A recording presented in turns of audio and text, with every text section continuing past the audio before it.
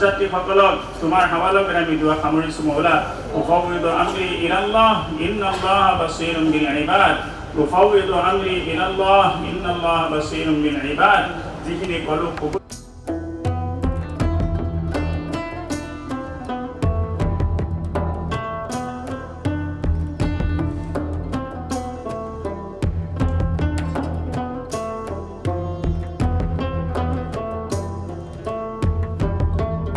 অহাকালি ৰাতিপুৱা ৬টা ২০ত আমাৰ গুৱাহাটীৰ পৰা ৩২১ গৰাকী হজ যাত্ৰী আৰু লগত দুজন চৰকাৰৰ দ্বাৰা আমাৰ খৰচত চৰকাৰৰ পৰা দুজন চৰকাৰী কৰ্মচাৰী তেখেতসকলৰ আটাইবোৰ দিশ চোৱা চিতা কৰাৰ কাৰণে তেখেতসকলক আমি প্ৰেৰণ কৰিম গুৱাহাটীৰ পৰা।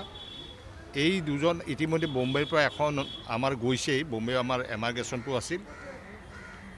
এই দুজন লৈ এই যি ২১জন যাব তেওঁলোকক আনুষ্ঠানিকভাৱে আমি প্ৰতি বছৰৰ দৰে এইবছৰো আমি বিদায় জনাম আৰু আমাৰ শেষৰ যিটো প্ৰাৰ্থনা অৰ্থাৎ দোৱা, সেই দোৱাটো ইয়াতে অনুষ্ঠিত হ'ব। তাৰপিছতে তেখেতসকলে আমি পাছপৰ্ট ভিছাখিনি দিয়াৰ পিছত ইয়াৰ পৰা তেওঁলোকে যাবগৈ। বিল্ডিঙৰ নম্বৰৰ পৰা আৰম্ভ কৰি চব আমাৰ ইয়াতে দিয়া হয় আৰু তেওঁলোকে যাবগৈ। এই অনুষ্ঠানটো যিটো বিদায় সভা, এই অনুষ্ঠানত আমি কেইবাগৰাকী বিশিষ্ট ব্যক্তি ইয়াত নিমন্ত্ৰণ কৰিছোঁ। তেখেতসকলে আনুষ্ঠানিকভাৱে তেখেতসকলক বিদায় দিব। ভাস্কৰজ্যোতি মহন্ত প্ৰাক্তন আৰক্ষী সঞ্চালক প্ৰধান তেখেত থাকিব।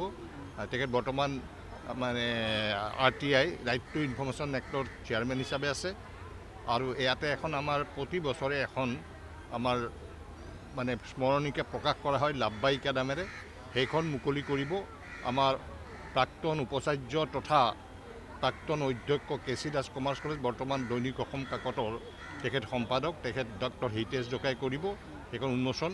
আৰু তাৰ লগে আন দুজন বিশেষ ব্যক্তি তেখেতসকল আমাৰ অদীপ কুমাৰ ফুকন, অলপতে DY 365ৰ তেখেতে মানে দায়িত্ব লৈছে মানে মুখ্য সম্পাদকৰ, আৰু এজন থাকিব পদ্মশ্ৰী ডক্টৰ ইলিয়াছ আলী।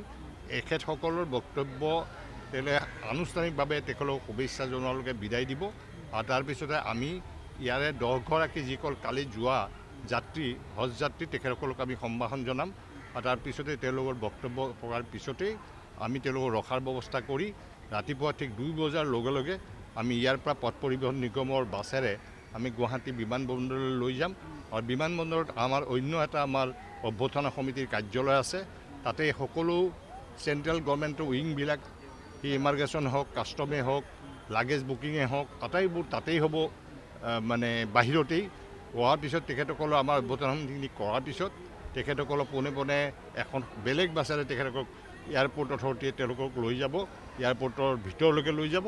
আৰু ঠিক 6টা 20ৰ লগে লগে তেওঁলোকে ইয়াৰ পৰা পোনে পোনে যাত্ৰা কৰিব মদিনালৈ। 2,500 হজী যে যাবলৈ তেওঁলোকে পুণ্য হজ কৰিবৰ কাৰণে যাবলৈ উদ্যত হৈছে। কমিটিয়ে আজি ইয়াতে গোট খাইছে হাজি মুছাফিৰখানাত, আৰু তেওঁলোকৰ ভিছা পাছপৰ্টকে ধৰি যিখিনি তেওঁলোকৰ SOP যিখিনি মানি চলিছে চৰকাৰী নিৰ্দেশ অনুসৰি। আৰু মই সকলোৱে শুভেচ্ছা জ্ঞাপন কৰিছোঁ যাতে সুকলমে পুণ্য হজ কৰি সকলোৱে নিজৰ মনৰ মতে আল্লাহক তেওঁলোকে আহ্বান কৰি অৱগাহন কৰি অসমৰ কাৰণে, ভাৰতৰ কাৰণে দোৱা কৰি পেলাই, অসমৰ মানুহৰ কাৰণে দোৱা কৰি যাতে তেওঁলোকো ধন্য হয়, অসমকো ধন্য কৰে।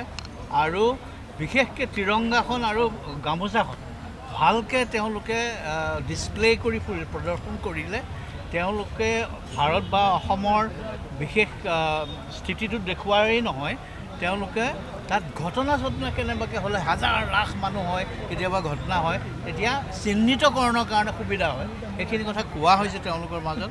আৰু মই সকলোলৈ অফুৰন্ত শুভেচ্ছা জ্ঞাপন কৰিছোঁ।